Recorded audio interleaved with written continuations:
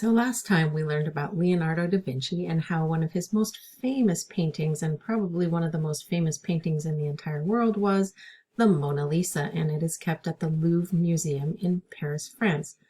On the Nearpod, I also have put in there some virtual field trips where you can actually go to the Louvre and look around and see some of Da Vinci's paintings and the museum where they are held, and a look at the actual museum itself.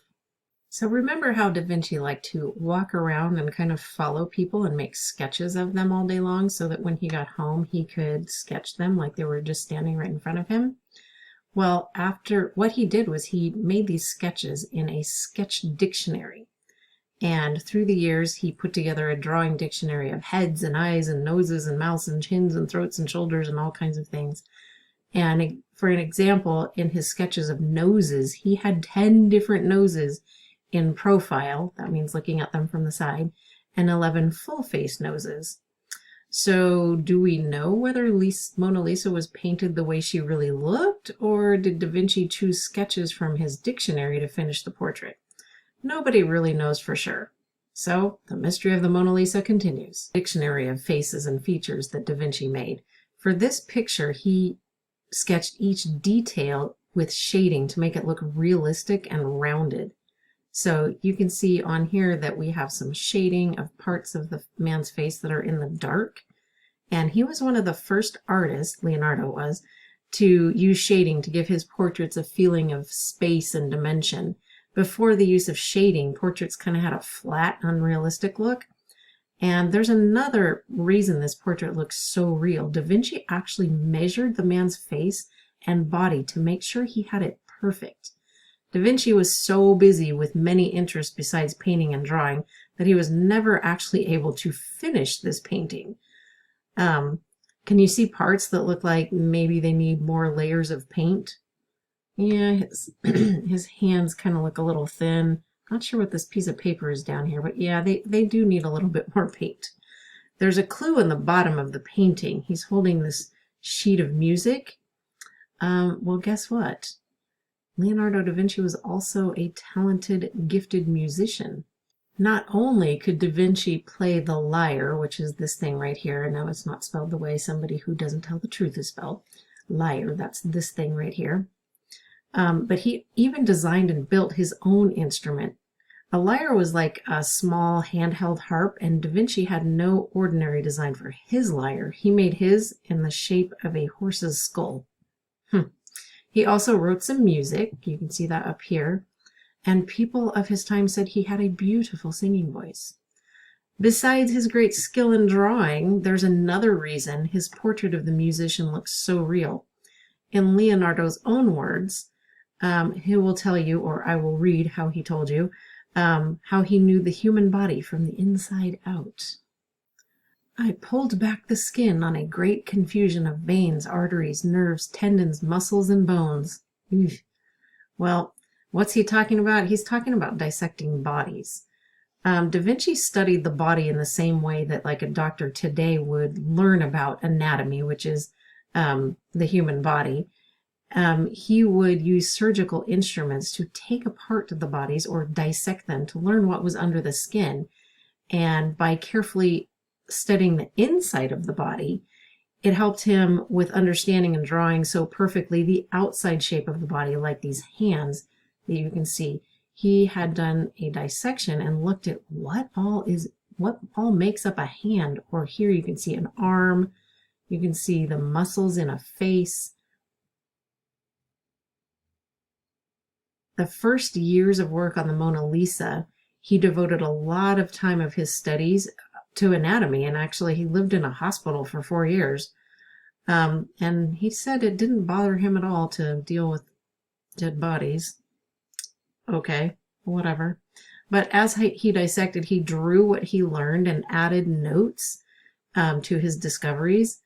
And so right here you can see, obviously, he's studying the face and the arms and hands.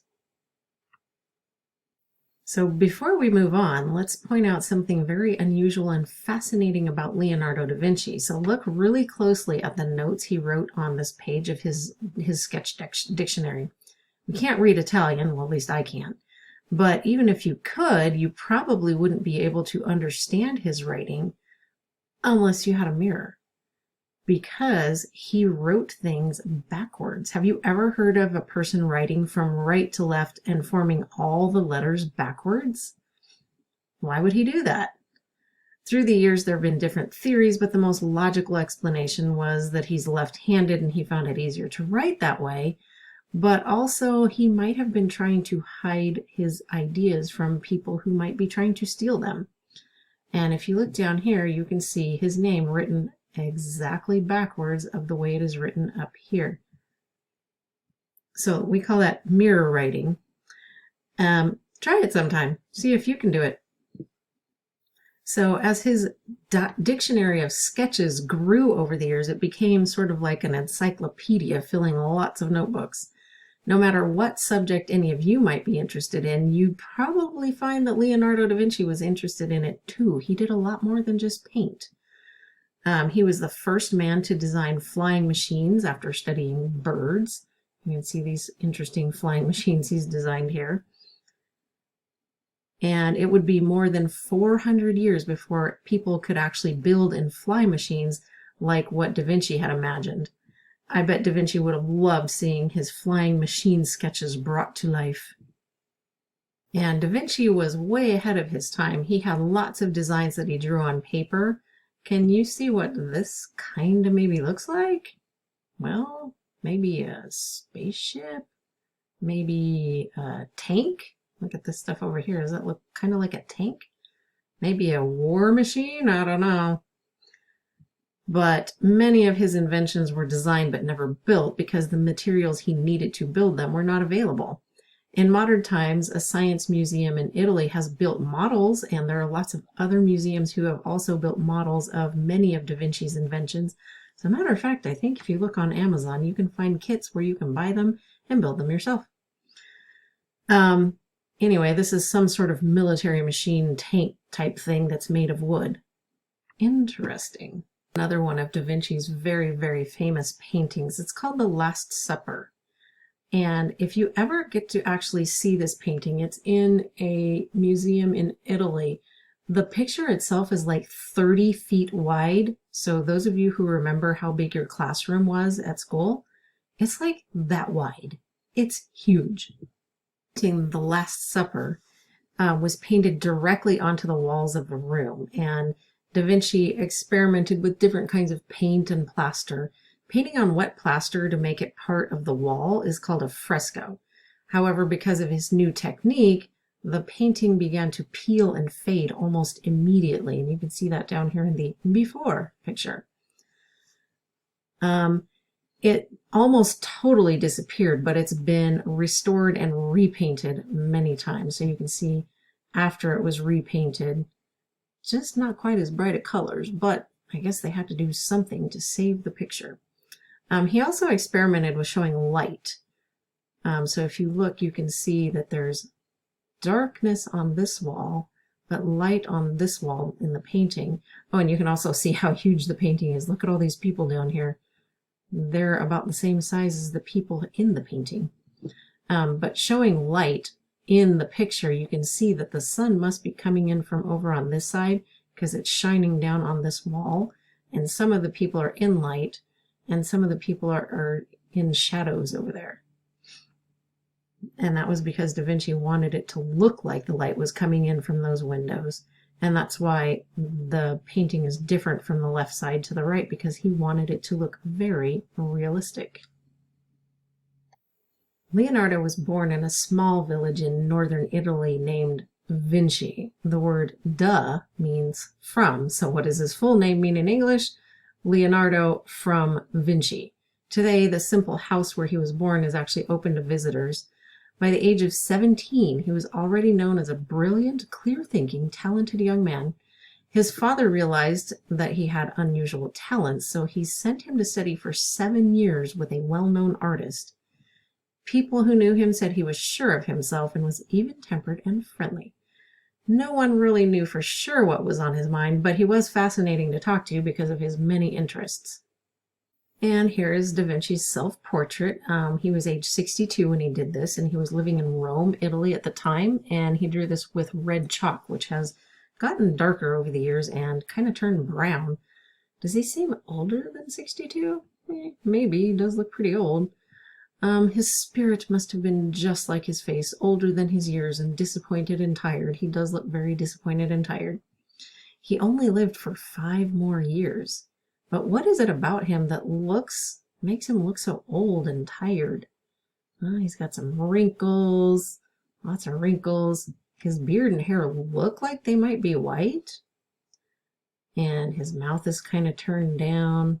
So, anyway, what did he look like as a young man? We don't really know from this portrait. He was described as elegant and graceful, and he had beautiful, curly, and carefully combed hair that fell to the middle of his chest.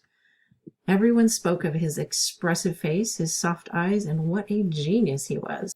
Leonardo eventually became very disappointed in Rome and accepted an invitation from the King of France to come live a life of luxury and esteem for the rest of his life. He traveled over the mountains on a donkey carrying 3 of his paintings. Guess the title of one. If you guessed Mona Lisa, you would be correct. What was the world like in Da Vinci's lifetime? Well, between 1300 and 1600, life in Europe went through enormous changes. It was a new age of thinking and learning, and it's called the Renaissance.